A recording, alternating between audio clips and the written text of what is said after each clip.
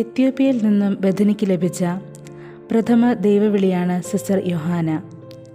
സിസ്റ്ററിൻ്റെ വത്സല പിതാവ് 2026 ഫെബ്രുവരി 27 നിത്യസമ്മാനത്തിനായി വിളിക്കപ്പെട്ടു.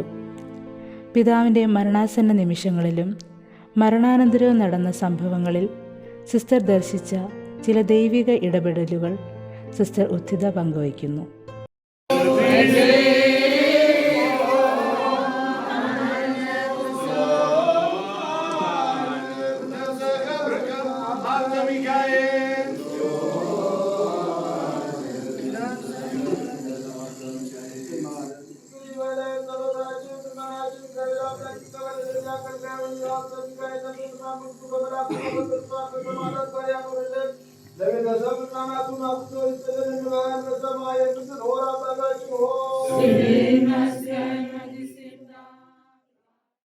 നമ്മുടെ നാടിന്റെ സംസ്കാരത്തിലും ആചാരങ്ങളിൽ നിന്ന് ഏറെ വ്യത്യസ്തമായ ഒരു ദേശം.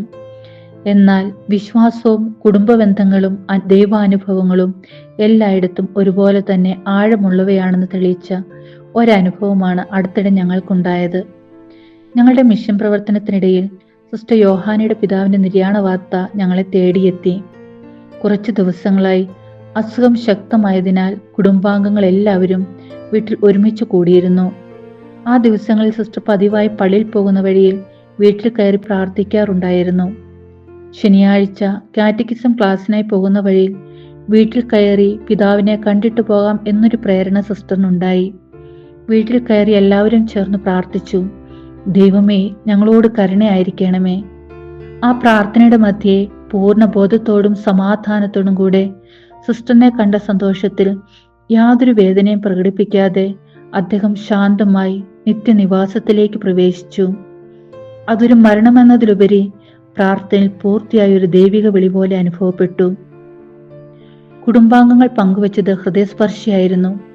സിസ്റ്ററിന്റെ സാന്നിധ്യം കാത്തിരുന്ന പോലെ സിസ്റ്ററിനെ കണ്ട സന്തോഷത്തിൽ തന്നെയാണ് പിതാവ് യാത്രയായത്.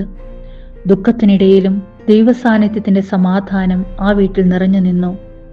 ഇവിടുത്തെ ആചാരം അനുസരിച്ച് മരണ വീട്ടിലേക്ക് ആളുകൾ വലിയ ശബ്ദത്തിലാണ് കരഞ്ഞുകൊണ്ടുവരുന്നത്.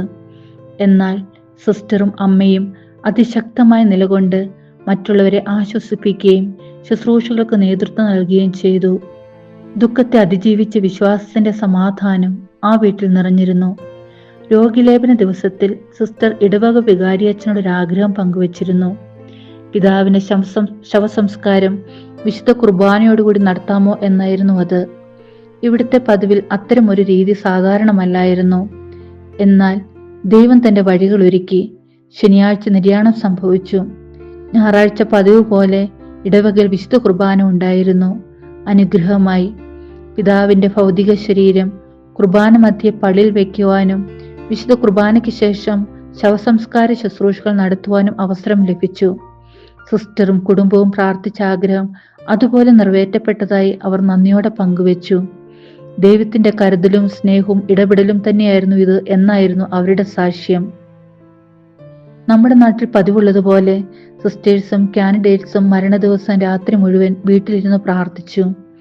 ഇവിടുത്തെ കുടുംബാംഗങ്ങൾക്കും നാട്ടുകാർക്കും അതൊരു പുതിയ അനുഭവമായിരുന്നു. എല്ലാവരും ഒന്നിച്ചു ചേർത്ത് നടത്തിയ ആ രാത്രി പ്രാർത്ഥന ദുഃഖത്തെ വിശ്വാസത്തിലൂടെ അഭിമുഖീകരിച്ച ഒരാത്മീയ അനുഭവമായി മാറുന്നതിനിടയാക്കി. ഈ അനുഭവം നമ്മെ പഠിപ്പിച്ചത് ലളിതമായ ഒരു സത്യമാണ്. സംസ്കാരങ്ങൾ വ്യത്യസ്തമായാലും ദൈവത്തിലുള്ള പ്രത്യാശ ഒരുപോലെയാണ്.